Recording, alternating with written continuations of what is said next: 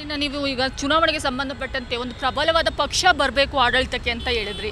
ನಿಮಗೆ ಏನಾದರೂ ಮುಂದಿನ ದಿನಗಳಲ್ಲಿ ರಾಜಕೀಯಕ್ಕೆ ಬರುವಂತಹ ಒಲವೇನಾದರೂ ಇದೆಯಾ? ತಮ್ಮದೇ ಆದ ಪಕ್ಷವನ್ನು ರೂಪಿಸುವ ಮೂಲಕ ಒಂದೊಳ್ಳೆ ಕೆಲವೊಂದಷ್ಟು ಜನಸೇವೆಯನ್ನು ಮಾಡುವಂಥ ಮನಸ್ಥಿತಿ ಇದೆಯಾ ಸರ್? ಇಲ್ಲ, ಒಂದು ಯೋಚನೆ ಇದೆ.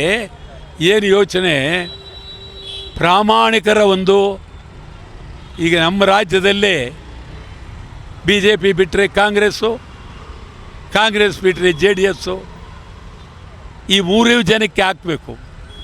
3 ಜನ ಬಿಟ್ಟರೆ ಬೇರೆ ಯಾರೂ ಇಲ್ಲ. ಅದರಿಂದ ಪ್ರಾಮಾಣಿಕರ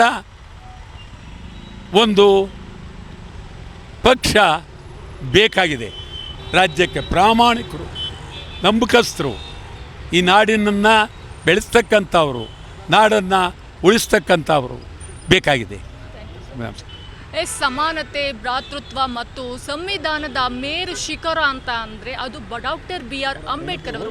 ಅಂತಹ ಪುಣ್ಯಾತ್ಮನ ಜನ್ಮ ದಿನೋತ್ಸವವನ್ನು ಇವತ್ತು ಎಲ್ಲೆಡೆ ಕೂಡ ಸಡಗರ ಸಂಭ್ರಮದಿಂದ ಆಚರಿಸ್ತಿದ್ದಾರೆ.